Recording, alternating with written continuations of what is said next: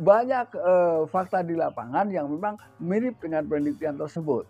Nah, karena bahasa yang sering saya dengar bahwa oh pantesan dia selingkuh. Ya. Ini juga dulunya. Nah, walaupun itu kalau kita tahu ya kita diam saja. Karena kalau kita bicara sibuk dengan kejelekan orang lain itu juga tidak bermanfaat.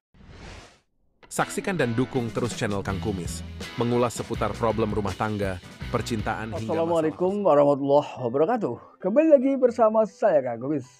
Ya, pada kesempatan kali ini Kang Kumis ingin membahas sebetulnya yang menjadi faktor-faktor timbulnya perselingkuhan pada seseorang. Ya, ini apa saja selain dari sisi fisik, dari sisi gerak-gerik, dari sisi kata-kata, dari sisi cara bicara. Ini apakah ada cara lain yang bisa dilihat ketika seseorang ini gemar melakukan perselingkuhan? Ya. Namun sebelum lanjut ke topik kali ini, silahkan sahabat semua subscribe, like, dan komen di channel Kang Kumis. Ya. Ini. Yang pertama, lalu apakah faktor genetik ini seberapa besar sih pengaruhnya terhadap timbulnya perilaku selingkuh pada keturunannya, ya. Nah, karena ini yang ditanyakan apakah faktor genetik atau faktor keturunan memiliki potensi perselingkuhan ini berapa persen, ya. Mendasar dari beberapa penelitian yang sudah dilakukan, ini adalah 71%. Yang gen tersebut, mohon maaf sekali ini harus saya sampaikan karena memang mungkin ini juga perlu kita ketahui sama-sama bahwa itu mendasar ke ibu, ya. Yang saya temukan seperti itu. Jadi 70% itu mendasar ke gen ibunya, ya. Ya. Memang banyak fakta di lapangan yang memang mirip dengan penelitian tersebut. Nah, karena bahasa yang sering saya dengar bahwa oh pantesan dia selingkuh. Ya.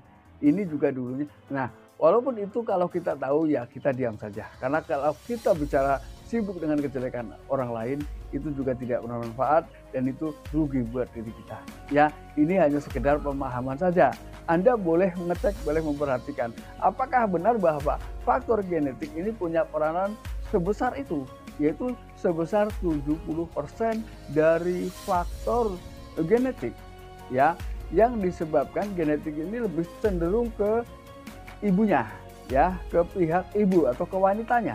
Nah, ini yang perlu kita perhatikan. Namun kita nggak usah mencemooh, nggak usah mencela, karena ya tugas kita kalau memang kita percaya dengan ini adalah hanya melihat tentang seberapa jauh kebenarannya tentang fakta ini, ya. Ini. Lalu yang kedua adalah faktor DNA.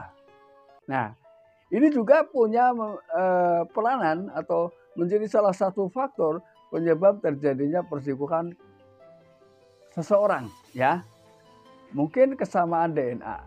Jadi ketika kita lihat kalau bicara tentang genetik ini sebetulnya mirip, ya. Mengenai persentasenya ini tidak dijelaskan berapa persen ketika kita bicara tentang DNA. DNA mungkin paham ya, kesamaan golongan darah. Ini kesamaan golongan darah ini juga punya pengaruh penting terhadap perilaku seseorang ketika dilihat dari sisi genetika, ya. Ini yang sedikit banyak perlu kita pahami, ya. Ini singkat, padat, dan cepat saya sampaikan, ya. Lalu yang terakhir, ya, benarkah bahwa 71% orang setidaknya satu kali pernah berselingkuh? Apakah itu benar? Ya, mendasar ke beberapa penelitian, ini mendasar ke adanya faktor D4 dan DRD4. Ini juga punya peranan seperti itu. Jadi setidaknya, ya, ini berarti cukup tinggi juga ya, karena 71% orang pernah berselingkuh seumur hidup setidaknya satu kali ketika kita mendasar kepada penelitian tersebut, ya. Ketika Anda tanya lalu saya jawab, ya. Karena yang ditanya adalah apakah faktor genetik, faktor keturunan ini bisa juga ada turunan selingkuh. Lalu dilihat dari sisi mananya. Itulah dasar-dasar ilmiah yang bisa Kang Kumis sampaikan, ya. Jadi mengenai kebenarannya, yuk kita simak sama-sama, kita lihat sama-sama benarkah dengan ketika kita mendasar kepada penelitian yang tadi sudah Kang Kumis sampaikan. tingkat kebenarannya, akurasinya itu berapa persen, ya. Karena kita cukup prihatin ketika bicara tentang genetik, ya. Melalui beberapa penelitian ini 71%. Cuman secara umum genetik ini seperti apa sih? Ya, genetik mungkin mudah kita pahami ketika contoh seseorang memiliki pasangan, sudah berselingkuh, ya, sudah nangis-nangis, bilang mau bertobat. Lalu kemudian setelah itu mungkin dimaafkan oleh pasangan, oleh suaminya, entah suami entah istri. Lalu kemudian dia selingkuh lagi. Itulah mungkin yang dinamakan genetik. Jadi dia tetap berulang-ulang tanpa segan melakukan perselingkuhan. Inilah masalah yang harus kita bahas. Jadi kita kalau bicara genetik mungkin gampangnya seperti itu, ya. Jadi karena penelitian genetik ini apa sih? Yaitu orang yang mungkin sudah sebelumnya pernah berselingkuh, lalu meminta maaf, begitu ada kesempatan selingkuh lagi, begitu seterusnya. Ya, ini secara prediksi yang gampangan, ya. Jadi orang yang mengaku ingin sembuh dari selingkuh, tapi begitu dimaafkan, dia selingkuh lagi. Intinya itulah ya.